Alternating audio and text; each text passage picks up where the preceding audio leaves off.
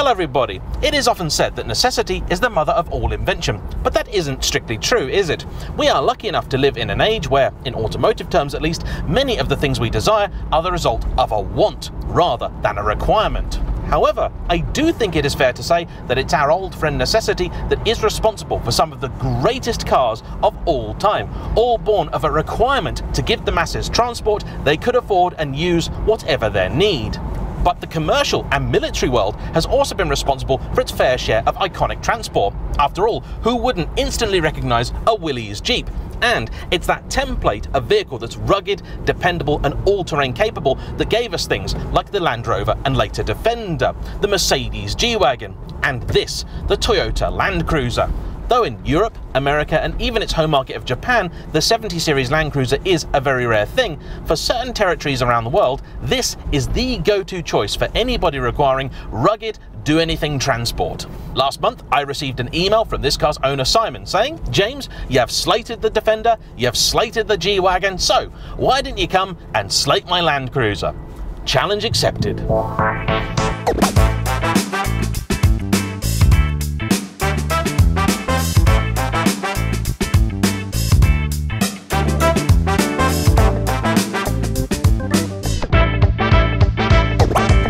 As is often the case with these iconic vehicles that have a particularly long life, the story of the Land Cruiser isn't an especially simple one. So, to explain it much better than I ever could, I'm going to hand you over to the considerably more knowledgeable voiceover JayEmm. They say imitation is the sincerest form of flattery, but when there's a war on, just copy them and worry about the lawyers later. In 1941, a Jeep was sent to Japan having been captured on the battlefield. Nobody knows exactly what model it was, but the main guesses are either a Willys Jeep or a Bantam reconnaissance car. From this, Toyota reverse-engineered the little-known AK-10. It never saw much service, but still is the beginning of our story. Come the 1950s, and US-Japanese relations had improved dramatically. No longer able to make outright copies, Toyota instead built an all-new Jeep, codenamed the BJ and later FJ, the first letter denoting the engine used. This was larger than the original and closer in spirit to Britain's Land Rover. Initially, this was not sold to the public, but instead, the first clients were Japan's national police and, more shockingly, the US government, who needed them for the conflict in Korea. By 1953, the vehicle became available to the public, and in 1954, the name was changed. Toyota's technical director, Hunji Umehara, reasoned that the car closest to the Toyota was the Land Rover, so, to make sure it had a similar air of dignity, it was called the Land Cruiser. Curiously, Studebaker had a vehicle by the same name in production at that time, but evidently weren't so concerned about people confusing the two. Over the next decade, the car evolved until the 40 generation was launched in 1960. Then, things got a bit complicated. Recognizing the need for a practical but more luxurious vehicle, in 1967 Toyota launched the J50, a different car with a different chassis, different body and designed for a different market, but with the same name. It was also called the Land Cruiser. Aimed at the American and Australian markets primarily, this car was more of an equivalent to the Range Rover, which was actually launched 2 years later. In 1984, the 40 series was finally retired and replaced by the 70 series. The luxury branch of the Land Cruiser has evolved over time, much like every other car, but its more practical cousin, the 70, has seen an evolution closer to that of the Land Rover or the G-Wagon. People like the simplicity and durability of the car, and to mess with that formula was madness. As with other vehicles in its class, the range of body and engine options for the 70 were almost limitless. You could have short, medium or long wheelbase, 2-door, 4-door, open-top, hardtop, soft-top, pickup.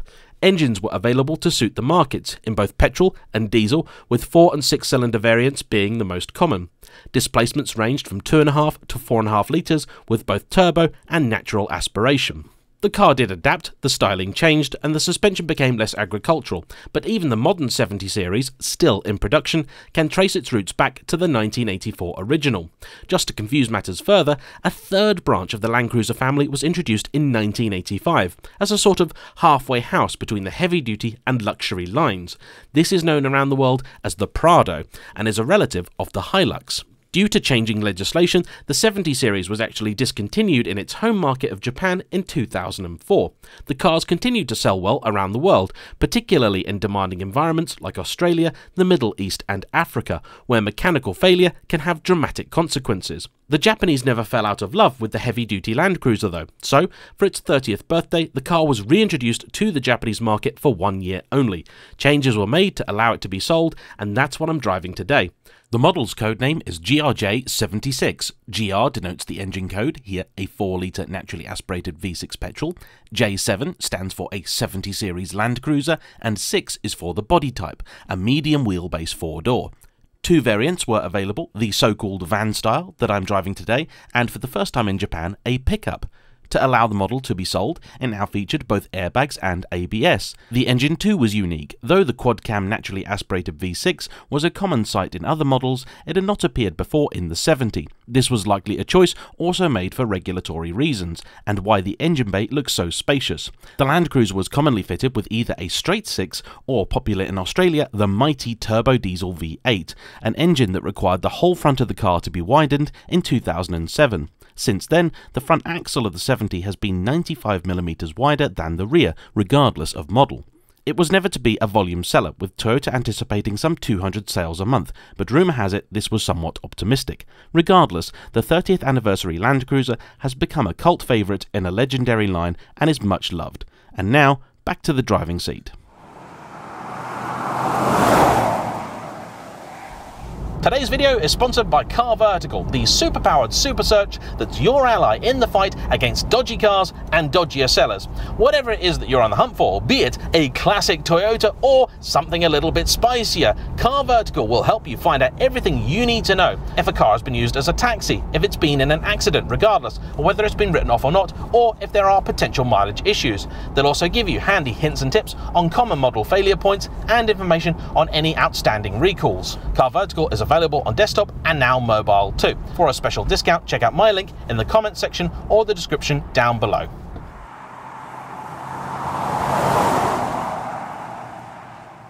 That's a bit about the car. What's it actually like? First things first, it is considerably more solid and better put together than a Defender. Although, this isn't maybe how you'd feel about it were you to drive an unmodified example, because a couple of changes have been made to this car to make it slightly more suitable for day-to-day use. The big one really, in terms of NVH, is the fitment of a lot of sound deadening. By default, these apparently don't really come with any of it, which means they are a fairly unpleasant thing when you're trying to do motorway miles. I suppose for its intended use, the lack of sound deadening may not be much of an issue.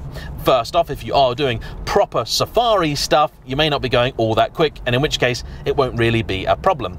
Secondly, it is still weight saved from the car, and all of the weight taken out of the vehicle itself is weight that it can then carry, tow, drag, or whatever. The other change made here is the replacement of the dampers. When it landed in this country, the originals were somewhat worn out, so a new set were fitted and the car now is somewhat better behaved. It was, I am told, very bouncy and not all that pleasant. Now, body control actually seems quite decent. It even has anti-roll bars, giving it better road manners, though potentially compromising it slightly for more extreme off-roading. If it wasn't already obvious by now, I am far from an off-roading expert. In fact, I'm the opposite of an off-roading expert. It's something I really would like to do a little bit more of, because when I have done it in the past, I've really rather enjoyed it. However, I do at least know that for proper off-roading, a lack of anti-roll bars is considered a good thing because it gives your wheels considerably more articulation. I'm sure you've all seen those shots of Land Rovers where the car is doing that kind of thing. Making up for that is the fact that the car has proper diff locks, front and rear, and has a little selector down here for your different all-wheel drive setups. That really isn't necessary when driving on the road, and it probably wouldn't help the fuel economy either, which is already tragic. The official figure that I found for this was 13 to the gallon, though I don't know if that was a US or European figure. This car on the motorway can achieve up to about 23 or 24. In general use, not quite that good, and all the more upsetting when you're told that it requires super unleaded. Having just hopped out of a low-slung sports car, it now feels like I'm piloting a Unimog, but as with both the G-Wagon and the Land Rovers, visibility here is excellent. The car has that squared-off styling, which means you can place it with relative ease. Rear visibility is a little trickier, and that's one reason this has now been fitted with an aftermarket stereo. The first being that the system was all in Japanese and didn't really want to work here, and the second being you can now have a reversing camera, which is quite helpful. Over there we have a very cool and very JDM edition, a little two-piece mirror that gives you a view of your front wheel and arch and also the very front of the car. Thinking about it, I can't actually remember if I've reviewed a Defender on the channel. I have driven a number of them off camera and, as I'm pretty sure all of you know, thoroughly hated them because they are incredibly flimsy, very unpleasant to drive, not at all fast, though that really isn't a concern, but also not really very rugged. For something that looks so dependable and masculine, it's just about the flimsiest car you'll ever get in. Happily, this doesn't feel like that at all. Sure, it's all very 1980s in here, for good reason. Much of it is probably from the 1980s, but it also feels solid. Sure, the G-Wagon is a much pricier car. The last one of those that I drove was the diesel, which here is the base model, and that was, I think, about £110,000, possibly even more. These were never anywhere near as much money, being priced much closer to the old Land Rover. Still, like any much-loved and versatile vehicle with commercial potential, these are not especially cheap. To get one in the country, you're likely going to be paying over £40,000. The good news being that they will hold their money because they have a real cult following, and here they are a rarity. I believe it's actually Australia which has been one of the biggest markets for these. If anybody happens to be watching from Oz, first off, hello, thank you for watching, and secondly, please tell me, how do you view these? What's the reputation that they have? I'd like to know. I also suppose at some point I do have to visit Australia because, though it's not a country I've ever especially wanted to go to, I don't do great in the heat, I have a lot of people that watch and keep emailing me cars that I should come over and drive, so maybe at some point I'll organise it. That'd be a big trip though, but I think maybe a worthwhile one.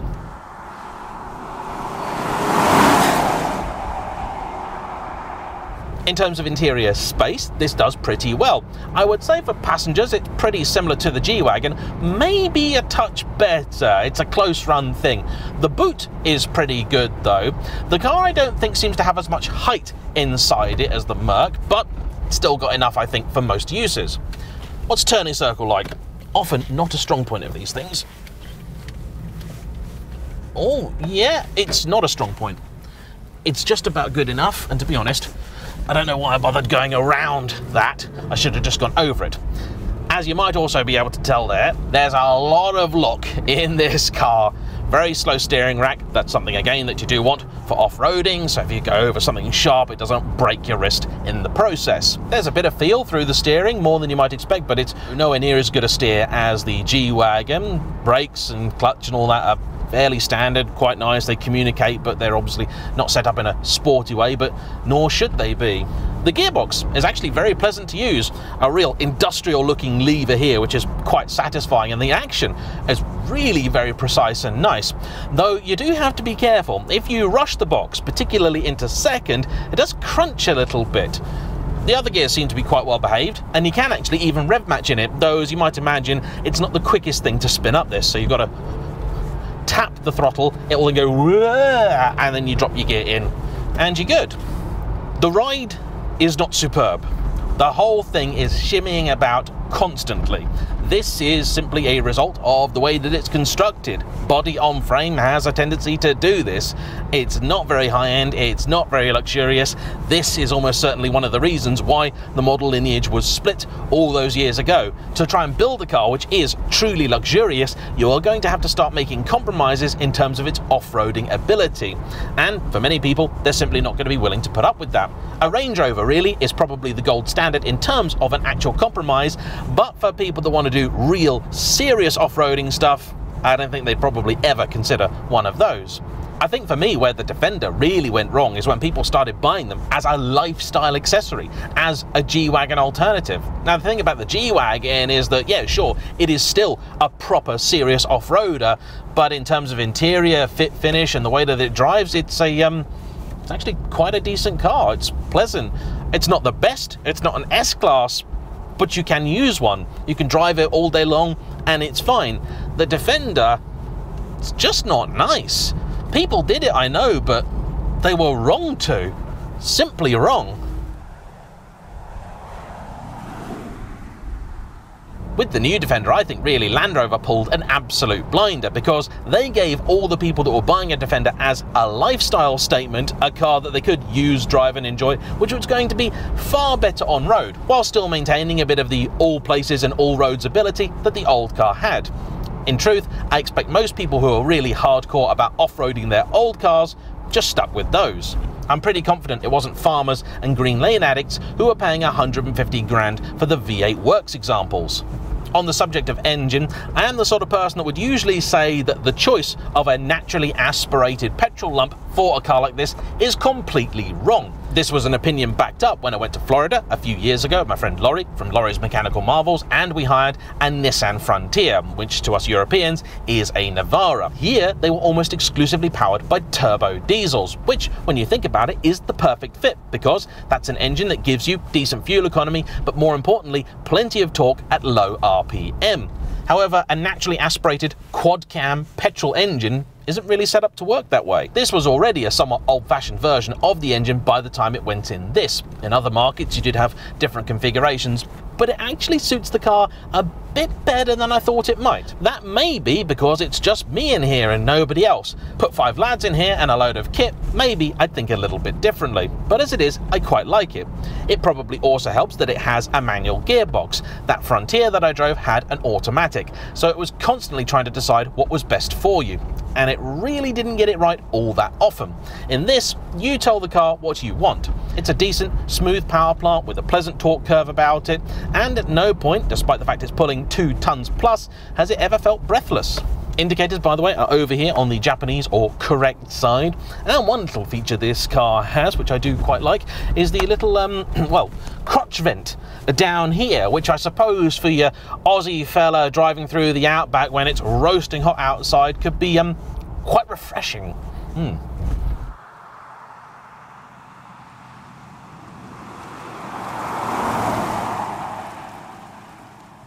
Simon imported this car, in his words, because he wanted something different, and on the roads of Britain it's certainly that. But I have to say, I don't feel like he's compromised all that much. The near constant rattle from the back is starting to get on my nerves, and it's possible that's something in the car, but I don't think that it is. The rear seats can be not folded quite flat, but certainly pushed out of the way, and that gives you a very large, not quite van-like, but pretty decent low bay in the back. The real issue, I think, for many people wanting to use this day to day is it is a little bit awkward to get into. Like many vehicles of its type, despite the fact it's big, it's not that big in here, so you do have to sort of clamber through to get into it. These grab handles here are essential. Get a hold of that and you can get in a little bit easier, but it's not the simplest of things. Once you're in, the seat is quite comfortable. This one has covers on it. The fabric below is not particularly exciting. Actually, I quite like these. They've even got little pockets in the side, and I actually think it really lifts the interior. It looks quite nice, and of course protects the car from wear and tear as well. The aircon is certainly very effective, which it needs to be given the markets these things go to. You've also got a separate sort of heater control in the back, giving you very basic rear separate climate control.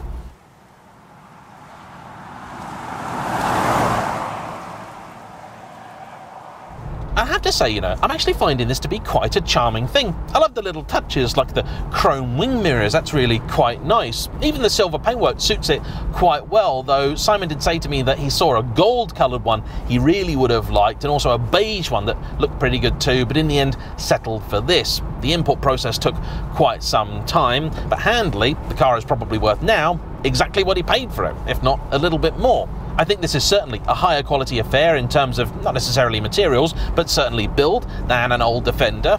Sure, the G-Wagon is a much more upscale affair, but then it's also got some odd cheap bits in it too, and feels like someone has really tried to just shoehorn the interior of an S-Class into an old Defender, which is almost exactly how that car is made. But the G-Wagon winds me up for precisely that reason. It's the exact kind of car bought by people that used to buy the old Defenders. It's a lifestyle statement. It's a design thing. They want to be seen in it. Nobody driving within the M25 needs a 4x4 of any description. You definitely don't need something designed originally for the German military or something like that big Ford going past. No, you don't. But this has a more honest air about it. It is, I'm sure, bought by some people in particular markets as a style thing or just as a bit of a runabout, but it'll also do the job. And nothing really about it is frilly, is unnecessary. You could even get them installed with a winch that would add 40mm to the length of the vehicle, just so you know. If I was going to go trekking somewhere or across the outback, I feel like this probably is the sort of thing that you want. You kind of feel like if you were going to encounter anything, this would get you through it. I'd like to drive one through Rufford Ford. It would probably be absolutely fine. And so for that reason, I'm sorry, Simon, I have to disappoint you, because 80s-tastic, slightly cheap-feeling interior and annoying shake aside, this, I think, is by far the best of the modern, rugged, durable, do-anything, workman-like vehicles that I've experienced. I like it. A lot. So that's the end of that. Another big thank you to Simon for bringing his car out, and as ever, to you for watching. Don't forget to hit the like button, comment down below, subscribe if you haven't already, and I'll see you for the next one. Bye-bye.